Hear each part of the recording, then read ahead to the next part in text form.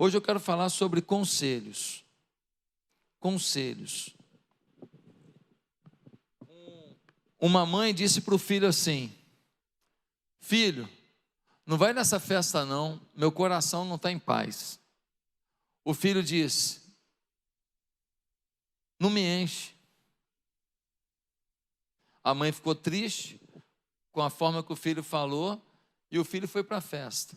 Voltando da festa, o motorista do carro bêbado, eles bateram com o carro e ele morreu.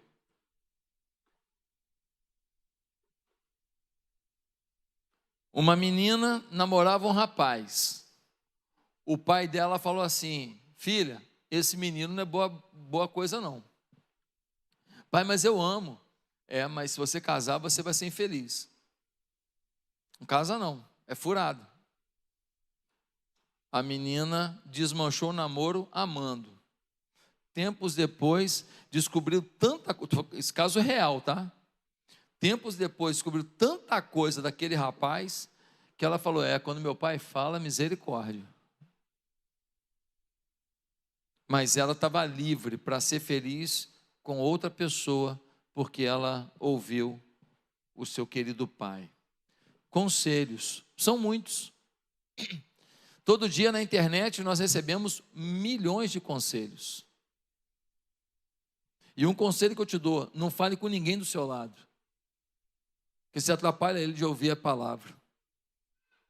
Conselhos, o tempo inteiro a gente recebe, e as pessoas estão falando de tudo, de todos os assuntos, sim ou não? Agora, conselhos matam, ou conselhos salvam. Conselhos abençoam, mas também amaldiçoam. Conselhos ajudam a família, ou destroem a família. Conselhos promovem riqueza, ou promovem pobreza. Por isso, a gente precisa entender muito bem que conselho que a gente está dando e que conselho que a gente está recebendo. Por isso, hoje eu proponho esse tema aqui, ó: conselhos que te destroem. Existem conselhos que te destroem, e hoje nós precisamos pensar com mais qualidade sobre conselhos. Por isso, abra sua Bíblia em 1 Reis, capítulo 12. 1 Reis, capítulo 12.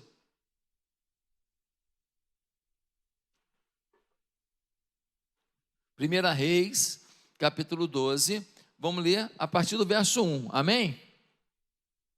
Você em casa, abra sua Bíblia também. Primeiro livro de Reis, capítulo 12, versículo 1, em casa também, vamos acompanhar. Diz assim: a revolta de Israel contra Roboão. Roboão foi a Siquém, onde todos os israelitas tinham se reunido para proclamá-lo rei. Assim que Jeroboão, filho de Nebate, que estava no Egito, para onde tinha fugido do rei Salomão, soube disso, voltou de lá. Depois disso, mandaram chamá-lo. Então ele e toda a Assembleia de Israel foram ao encontro de Roboão e disseram: teu pai colocou sobre nós um jugo pesado, mas agora diminui o trabalho árduo e este jugo pesado, e nós te serviremos. Roboão respondeu: voltem a mim daqui a 3 dias. Então o povo foi embora. O rei Roboão perguntou às autoridades que haviam servido ao seu pai Salomão durante a vida dele: como vocês me aconselham a responder a este povo? Eles responderam: se hoje fores um servo deste povo e servi-lo, dando-lhes uma resposta favorável, eles sempre serão teus servos. Roboão, contudo, rejeitou o conselho que as autoridades de Israel lhe tinham dado e consultou os jovens que haviam crescido com ele e o estavam servindo. Perguntou-lhes: que conselho vocês me dão? Como devemos responder a esse povo que me diz: diminui o jugo que teu pai colocou sobre nós? Os jovens que haviam crescido com ele responderam: a este povo que te disse: teu pai colocou sobre nós um jugo pesado, torna-o mais leve. Dize: meu dedo mínimo é mais grosso do que a cintura de meu pai. Pois bem, Meu pai lhes impôs um jugo pesado, eu tornarei ainda mais pesado. Meu pai os castigou com simples chicotes, eu os castigarei com chicotes pontiagudos. 3 dias depois, Jeroboão e todo o povo voltaram a Roboão, segundo a orientação dada pelo rei. Voltem a mim daqui a 3 dias. E o rei lhes respondeu,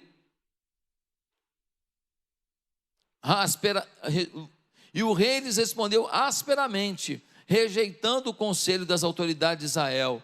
Seguiu o conselho dos jovens e disse: meu pai lhes tornou pesado o jugo, eu o tornarei ainda mais pesado. Meu pai os castigou com simples chicotes, eu os castigarei com chicotes pontiagudos.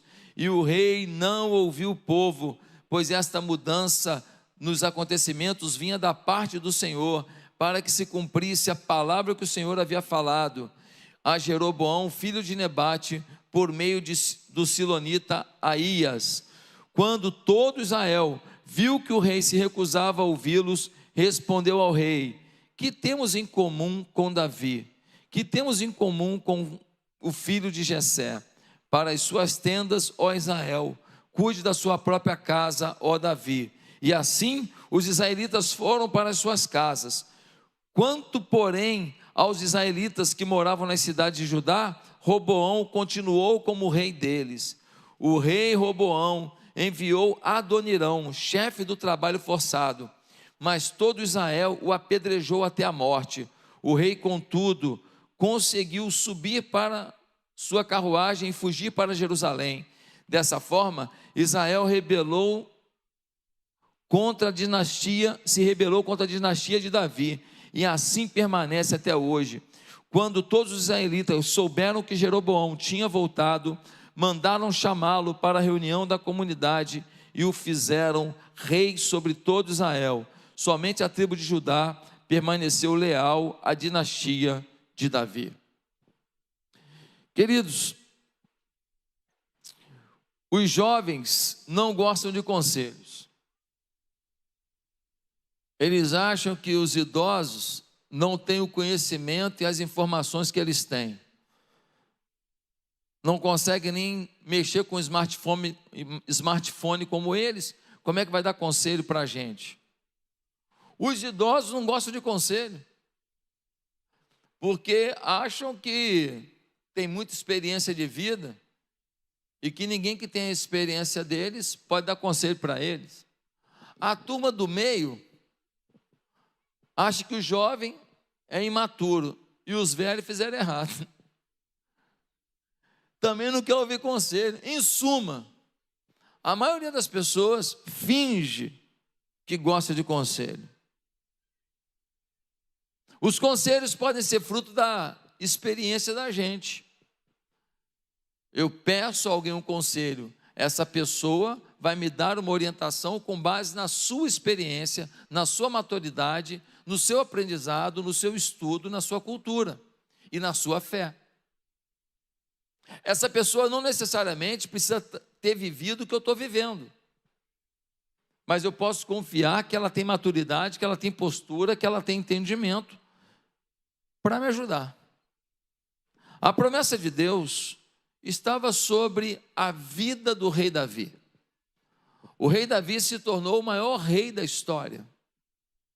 Ele reinou por 40 anos. Depois dele, reinou por mais 40 anos o seu filho Salomão. E agora, Salomão morre.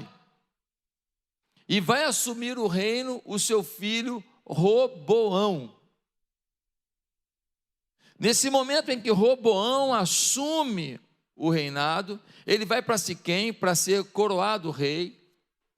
Um jovem chamado Jeroboão, que havia sido o grande administrador de Salomão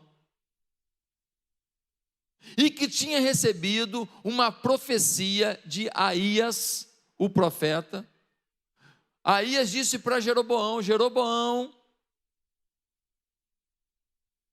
por favor, preste atenção. E então Aías rasgou suas vestes novas, deu 10 pedaços da veste na mão de Jeroboão e ficou com 2. E disse para Jeroboão: Deus manda te dizer que você vai liderar 10 tribos de Israel. O reino vai ser dividido por causa dos erros que foram cometidos por Salomão no final do seu reino.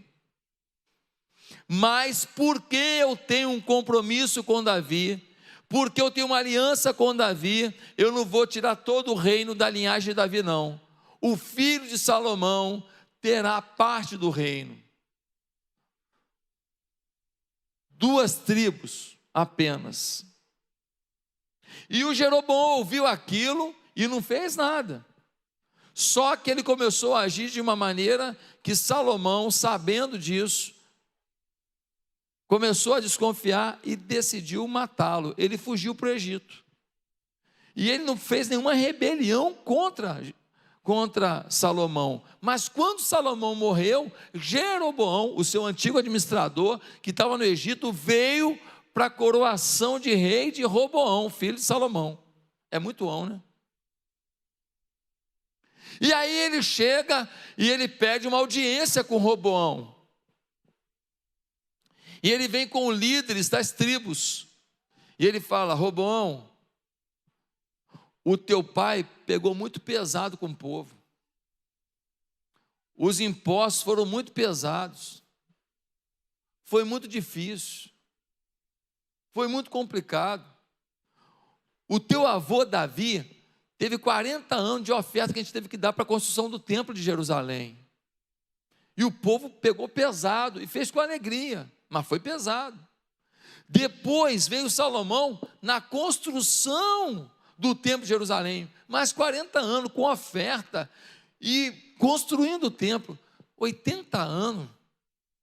Baixa a bola agora, pega mais leve e te serviremos por toda a tua vida. Jeroboão tinha uma profecia sobre a cabeça dele, não tinha?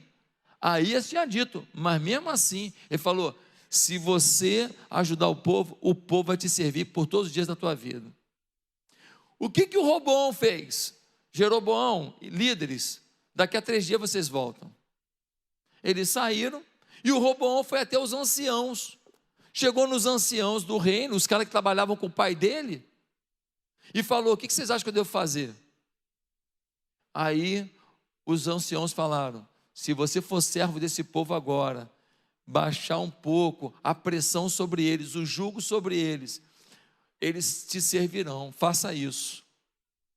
Ele ouviu o conselho, mas ele tinha também uns amigos de infância, os parça. E ele encontrou com os parça que foram criados com ele e falou: aí gente, está acontecendo isso. Veio Jeroboão com os líderes do povo, pediu para amenizar a situação, está muita pressão, muita cobrança sobre eles. O que vocês acham que eu devo fazer?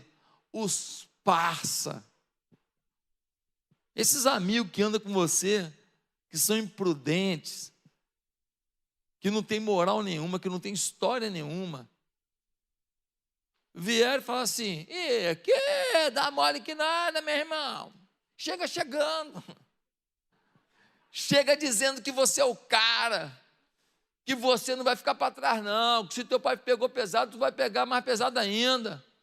Fala que o teu pai, que você, o teu dedinho mindinho é mais grosso que a cintura do teu pai, que o bicho vai ser forte. E diga mais, diga se teu pai deu chicotada, que eles vão tomar chicotada pontiaguda agora. E aí, que ele gostou de ouvir? O primeiro conselho ou o segundo? Porque a tolice dos outros encontra a tolice dentro de você. E a tua tolice se revela.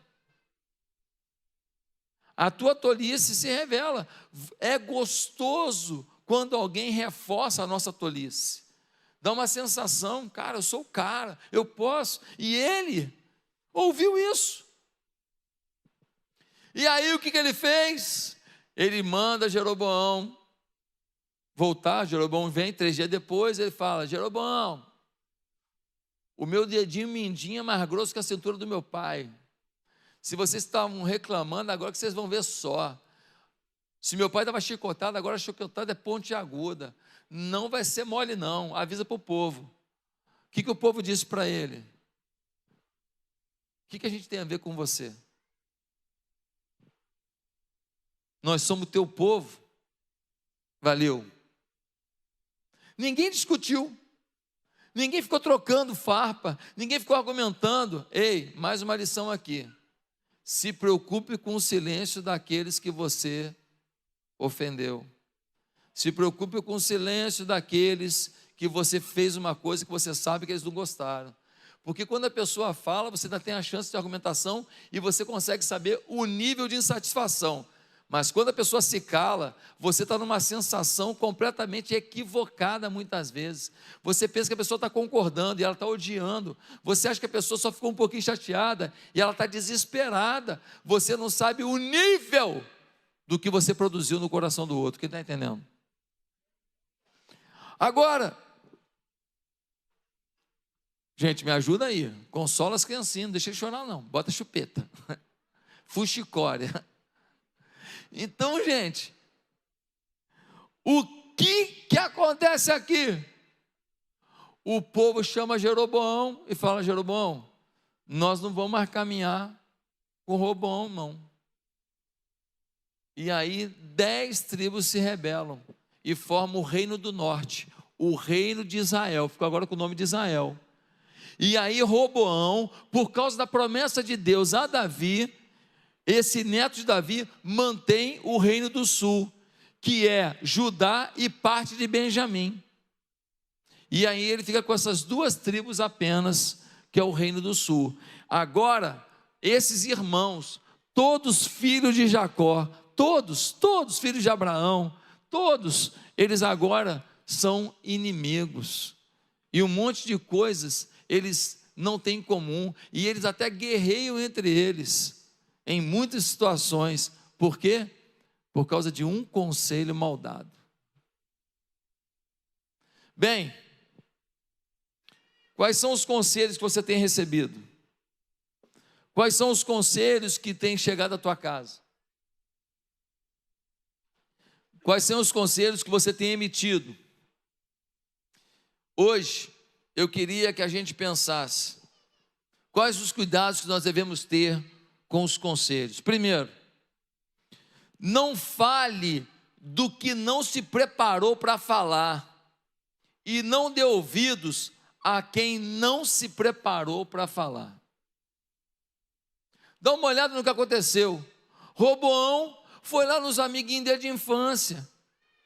O que vocês acham que eu devo fazer? Baixo os impostos, amenizo para o povo, dou um carinho para o povo, mantenho como está? O que eu faço? Eles falaram: manter como está não, aperta ainda mais.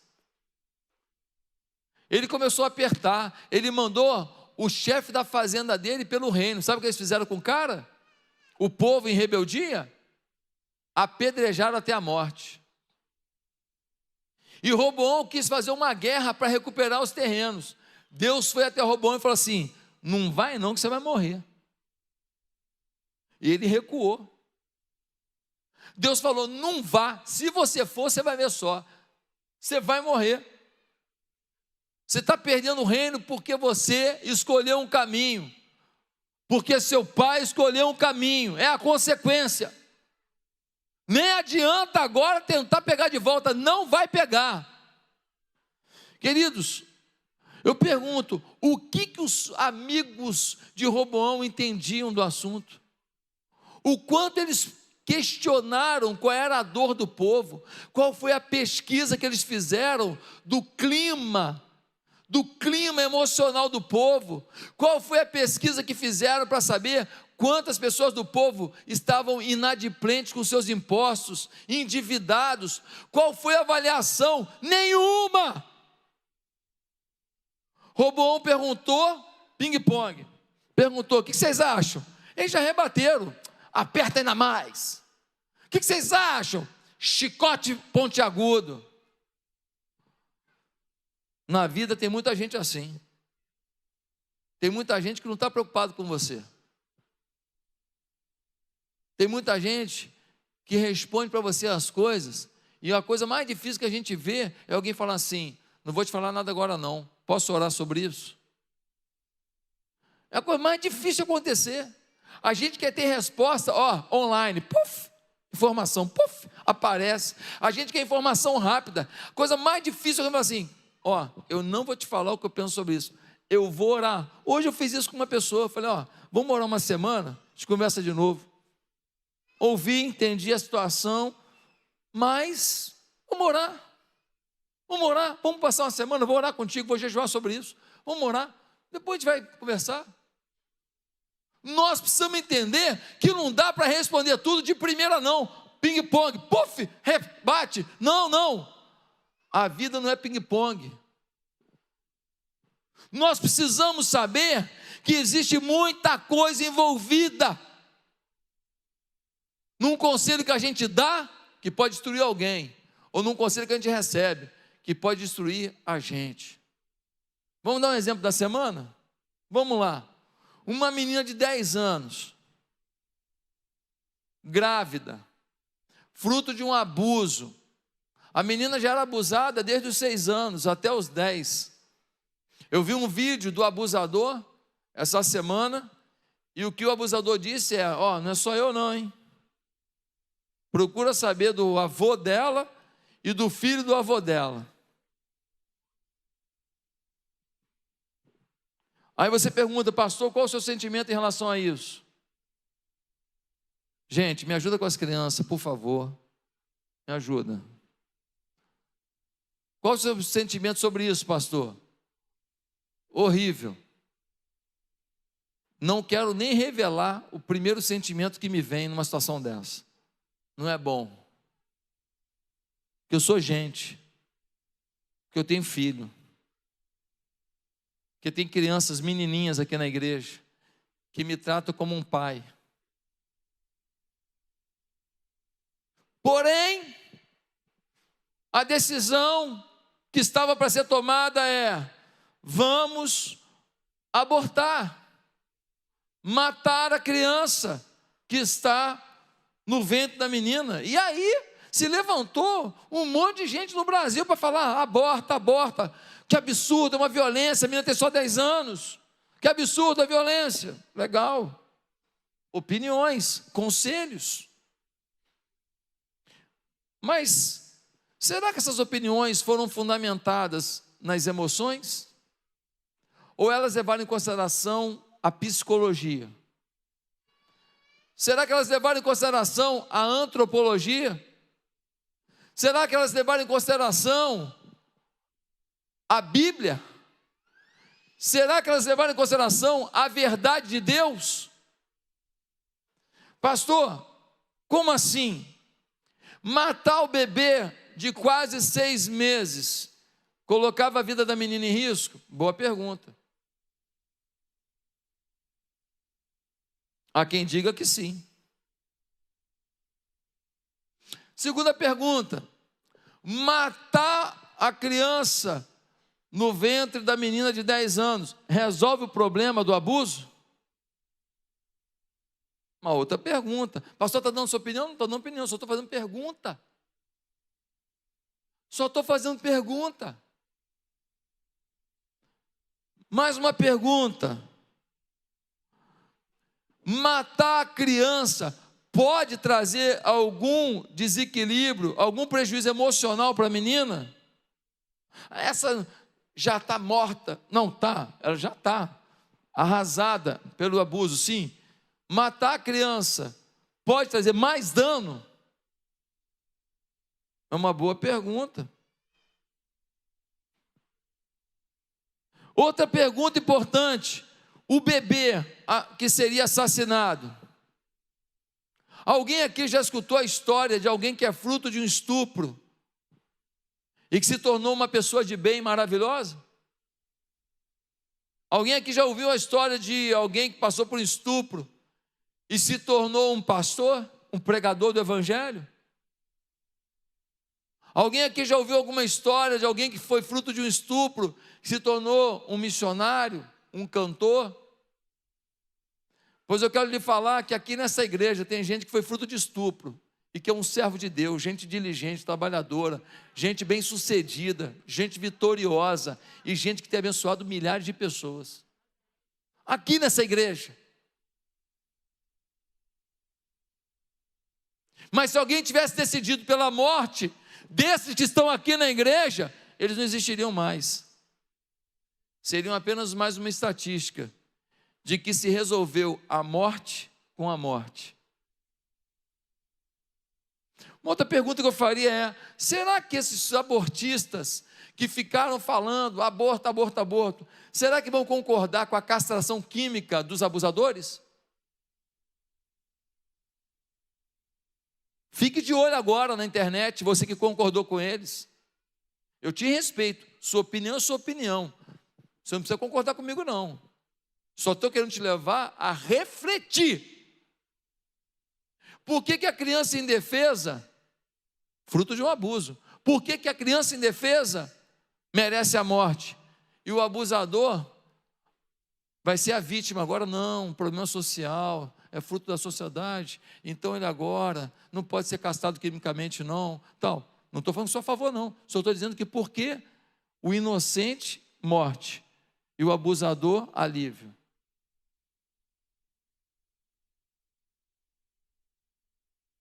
Por quê? Porque a gente pensa assim, você pensa assim, está certo, você tem sua opinião. Mas quando você dá o seu conselho, você fundamentou o seu conselho no estudo? Você orou sobre isso? Você perguntou para Deus? Deus te confirmou? Ou é apenas sua opinião com base nos seus sentimentos e nas informações que você detém? Eu conheço muita gente que, porque recebeu um conselho como esse, abortou e até hoje se culpa. Eu conheço muita gente que abortou e o ventre secou e nunca mais pôde ter filho e se culpa. Mas eu não concordo com o senhor. Não precisa concordar, nós estamos falando de conselho, Eu acho é que eu não posso determinar sobre a vida de ninguém. Deus deu, Deus tomou. Bendito seja o nome do Senhor. Não sou eu que vou determinar sobre a vida de ninguém. Meus amados irmãos, conselhos de gente que não se preparou para falar tem chegado até nós, e nós temos ouvido, e a gente recebe como se fosse uma informação precisa, e muita coisa citam às vezes até ciência.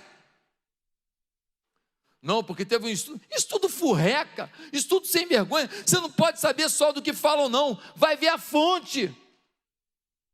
Quem fez o estudo? Quantas pessoas foram pesquisadas? Aonde foi feito o estudo? Por quem foi feito o estudo? Quem fez a análise do estudo? Gente, nós estamos num mundo em que as pessoas tentam dar uma roupagem científica, uma roupagem de verdade para afirmar as maiores mentiras que têm destruído nossas famílias, destruído nossos pensamentos, nossos valores. Pastor, eu acho que você não está atualizado. Não estou? Tá bom, você está? Tá bom, você está. Se não passar pelo filtro da palavra de Deus, meu filho, eu já sei que essa pesquisa é do quinto dos infernos. Porque nenhum homem vai saber mais do que o Deus que mandou o seu filho morrer por nós numa cruz.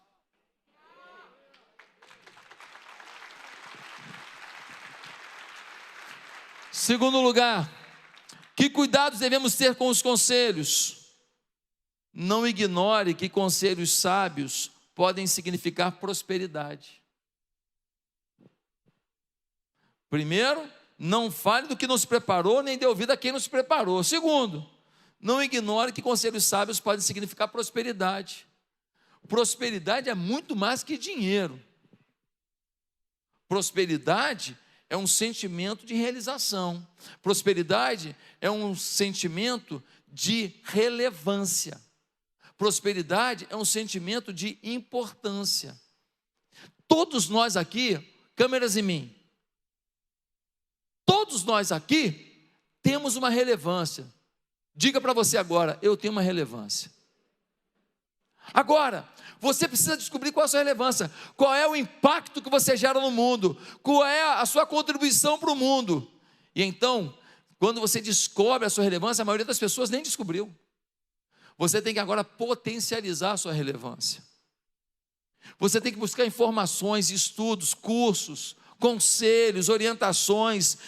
Busque em Deus como você potencializa a sua relevância. E em terceiro lugar, você tem que fazer visível a sua relevância.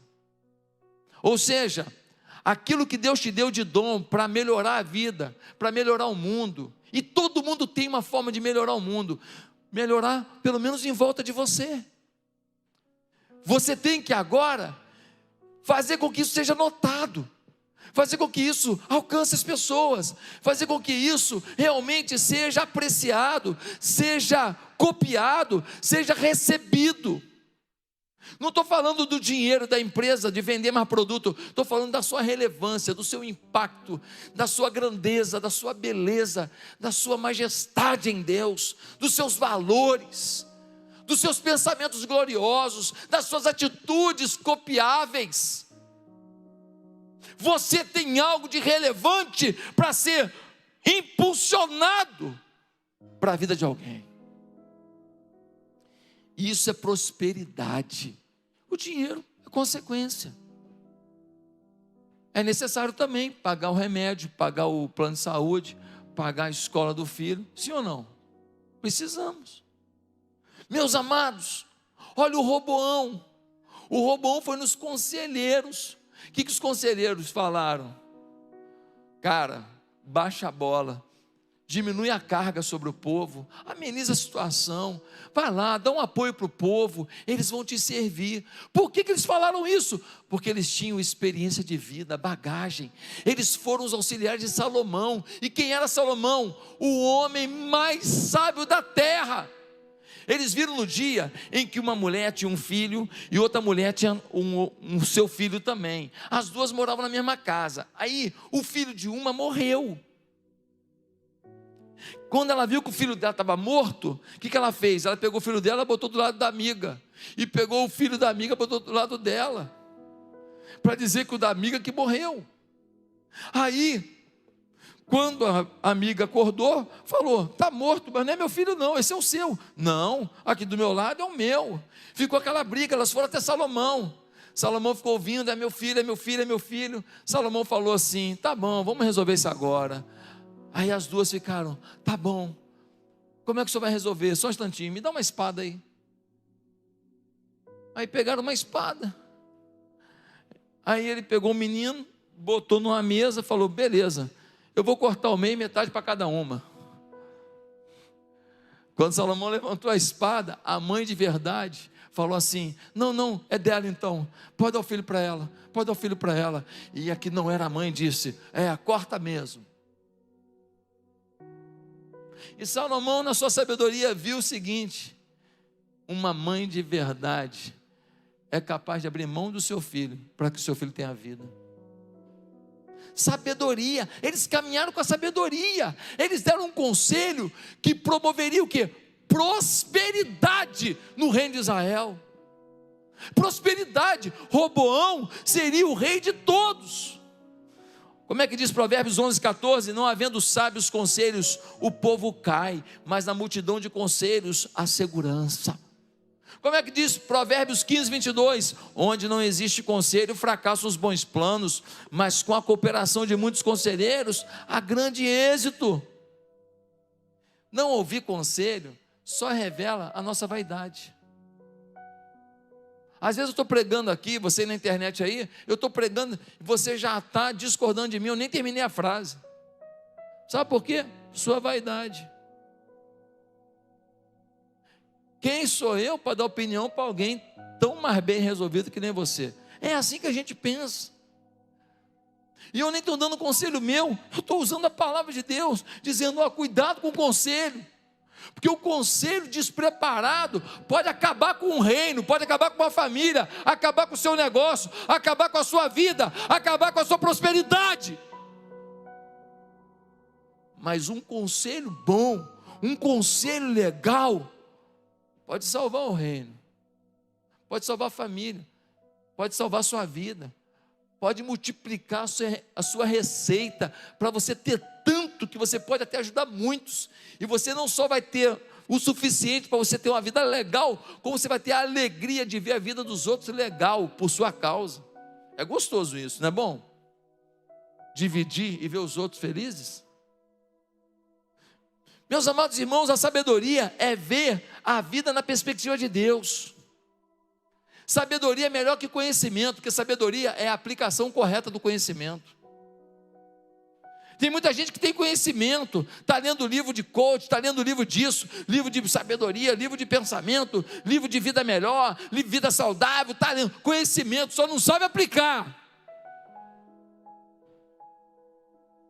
Porque tem conhecimento, mas não tem sabedoria, que é a aplicação do conhecimento. Anota aí, Nádia. Meus amados irmãos, nós precisamos entender que não é apenas por medo das consequências do erro, ou por medo da prestação de contas que um dia vamos fazer diante do tribunal de Deus, que nós não temos que errar. Nós não temos que errar porque a gente ama a Deus, e nós não queremos manchar o nome dEle. Nós não temos que errar porque a gente reconhece o que esse Deus maravilhoso fez por nós, e nós queremos viver uma vida pura, uma vida linda, uma vida bonita, uma vida inspiradora, para honrar o nome dEle, e quem olhe para a gente vê que Ele existe, que Ele é Senhor, mesmo a gente estando com lágrimas ainda, mesmo a gente sofrendo ainda. Meus amados, em terceiro lugar, que cuidados temos que ter diante dos conselhos? Não fale do que nos preparou, nem ouça quem nos preparou. Não ignore que conselhos sábios podem significar prosperidade. Mas em último lugar, aprenda a consultar a Deus. Roboão foi até os anciãos? Foi, deram um conselho bom. Roboão foi até os parça, os amiguinhos dele? Foi, e deram um conselho ruim. Eu te pergunto, que hora que ele foi a Deus? Não foi. Roboão poderia ter ido a Deus e dito assim: Deus, quem está certo? Os anciãos ou os meus amigos? Mas não. Ele ouviu os anciãos, achou interessante. Ouviu os amigos, o ego dele inflou, e ele foi, porque ele não teve um tempo com Deus. O sucesso pode roubar o nosso temor, o sucesso pode roubar a nossa tranquilidade para decidir, o sucesso pode roubar a nossa paciência, pode roubar a nossa tolerância. Ele ia ser o rei, e ele ficou tomado por isso. Queridos, lembra de Maria, irmã de Lázaro? Um dia Jesus estava na casa de Maria e Marta, e Marta estava lá lavando a louça, arrumando a casa, e Marta falou: Jesus, Maria fica aos teus pés o tempo inteiro. Jesus, manda ela vir me ajudar. Marta achou que Jesus ia dar maior bronca na Maria. Jesus vira para Marta e fala: Marta, olha só, eu adoro vir aqui, tua lasanha não tem igual. Adoro vir aqui, vocês preparam as coisas com tanto carinho, vocês sempre botam aí um bom ar no quarto, fica um cheirinho gostoso, para eu tirar uma sonecazinha nessa cama aí do quarto. Adoro vir aqui, vocês são demais. Mas deixa eu te falar, Marta, quando eu venho aqui, não é toda hora que eu venho, mais importante que vocês ficarem depois lavando a louça, arrumando as coisas, é vocês me ouvirem, porque nem sempre estarei com vocês. O que Jesus estava ensinando não era que a ação não é importante, é que antes da ação vem a devoção. Maria queria intimidade. O que Jesus está dizendo é: tudo começa na intimidade comigo, tudo começa na devoção. Na devoção você escolhe se vai casar ou não vai. Na devoção você escolhe se faz uma sociedade ou não. Não é na sala de negócios, não é no restaurante fazendo uma reunião, É na devoção. Na devoção você diz se vai ficar casado ou se vai separar. Na devoção. Não é na raiva do momento, não é diante do juiz, é na devoção. Na devoção você diz se vai fazer faculdade A ou B. Não é simplesmente olhando qual a profissão que dá dinheiro. Não é simplesmente olhando a profissão que alguém da tua família prometeu um emprego. Não. É na devoção, é na presença de Deus, é consultando Deus.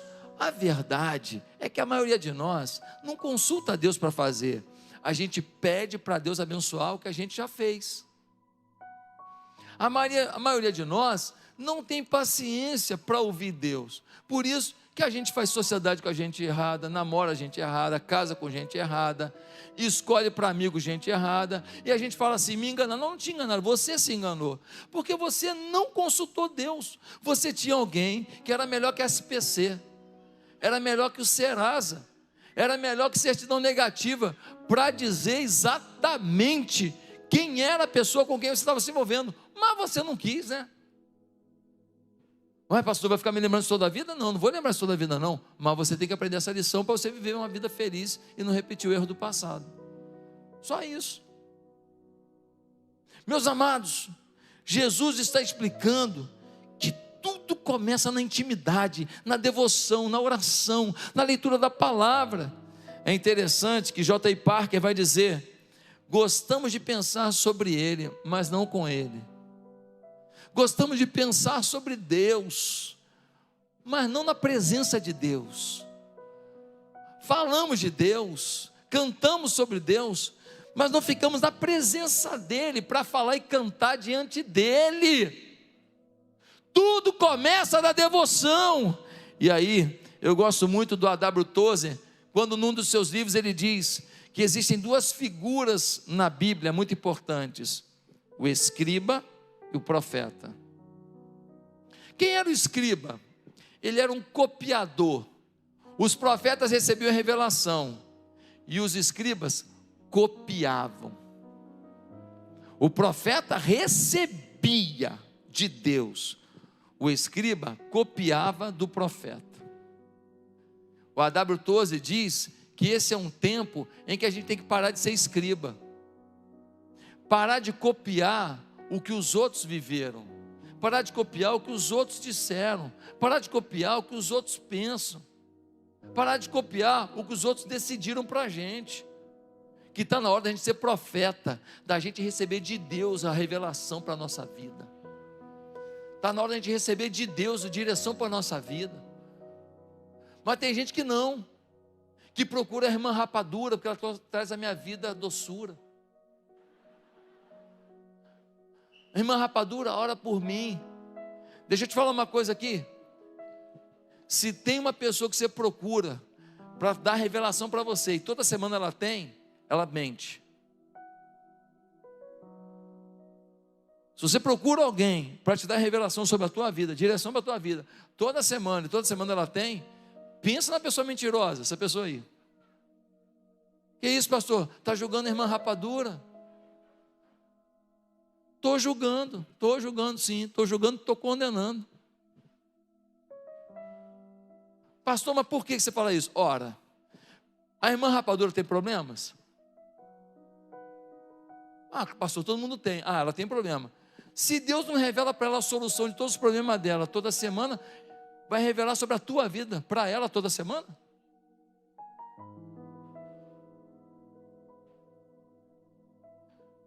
Se ela tem problema e Deus não revela para ela o problema dela, como resolver, ainda, alguns sim, alguns não, como é que para a tua vida, Deus revela para ela toda semana o que você deve fazer? É incoerente. Deus nunca quis tratar a tua vida como um sistema guiado pela oração dos outros. Cobertura espiritual, oração, palavra profética, eu acredito, mas dependência espiritual, não. Você tem um Deus, Ele fala contigo. Na hora que der errado uma coisa, não vai culpar ninguém não. A decisão é tua, a consequência é tua. A culpa é da irmã rapadura. Aqui a irmã rapadura é culpada, tadinha. Você toda hora, toda semana ia lá e falava: irmã, é uma bênção. O que eu faço essa semana? A irmã Rapadura gostou desse negócio. Eu sou importante. Tadinha, ninguém dava importância para ela. Ela vai ficar te falando tudo que você quer. Queridos, devemos orar.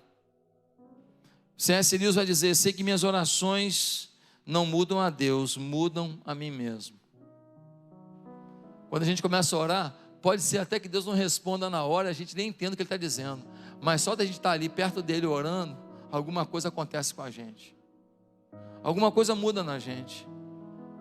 Mesmo que Ele não diga faça isso ou faça aquilo, mesmo que Ele esteja dizendo, a gente não entenda, só de estar com Ele, a gente começa a mudar, a melhorar, deixar pecado e amar a presença do Senhor. Eu queria que você curvasse a sua cabeça hoje. Eu queria te perguntar: quantos aqui gostariam de hoje viver debaixo do conselho de Deus, sabendo que o conselho bom vai ser confirmado por Deus? O conselho bom existe, traz prosperidade, mas o conselho bom tem que ser aferido por Deus. Curve a sua cabeça. E eu queria te perguntar agora: você quer fazer uma oração entregando sua vida a Jesus? Entregando seus sonhos a Jesus? Você quer fazer uma oração agora pedindo ao Senhor que mude a sua história? Você quer fazer uma oração agora dizendo: Senhor, qual é o teu conselho para os meus problemas? Eu não te dei uma sugestão aqui, vou dar. Olha para mim só um minutinho, uma sugestão. Quando você tiver um problema, você pega o problema e fala assim: problema, escreve qual é o problema. Aí você fala assim: quem são os envolvidos? Escreve o nome dos envolvidos. Faz uma bolinha, escreve o nome dos envolvidos. Uma bolinha, escreve o nome. Aí embaixo você escreve assim: qual é o impacto da minha decisão para essa pessoa? Escreve embaixo. Qual é o impacto para essa? Qual é o impacto para essa? Depois você escreve assim: eu tenho como diminuir esse impacto? Eu tenho como melhorar esse impacto? Às vezes não tem, às vezes tem. Se você fizer um gráfico, qual é o problema? Escrever uma bolinha com o nome de cada pessoa envolvida. Por exemplo, o marido vai tomar uma decisão. Quem está envolvido nisso? A esposa e os filhos. O que isso afeta a minha mulher? O que isso afeta meus filhos? Eu tenho como minimizar o impacto para ela? Eu tenho como minimizar o impacto para eles? Se todo mundo fizer isso antes de uma decisão e orar para Deus orientar, irmão, a gente muda a nossa vida hoje. A gente muda o rumo da nossa vida hoje. Há muitas decisões que a gente tem como saber o caminho. Você quer o caminho? Você quer que Deus te direcione? Você quer que Deus te posicione? Curve a sua cabeça agora de novo. E se você quer começar uma nova vida com Jesus, repete comigo a sua oração. Você em casa, aí na internet, repete comigo a oração também. Se você quer começar uma nova vida em Jesus, se arrepender dos seus pecados, voltar para o Senhor o seu coração, viver obediente ao conselho dEle, repete comigo essa oração. Diga assim: Santo Deus, eu te peço perdão dos meus pecados. Eu te peço que o Senhor mude a minha história. Peço que o Senhor mude a minha vida. A partir de hoje eu quero consultar o Senhor e aprender a ouvir o conselho. E eu quero mais que isso, obedecer o conselho. Eu não vou ter um reino dividido que nem Roboão teve porque ouviu o conselho errado. Não, Senhor. Eu quero ouvir a Tua voz. Eu quero ouvir Tua voz para minha família, para os meus negócios, para a minha vida, para os meus filhos. Senhor, me abençoa. Em nome de Jesus. Amém.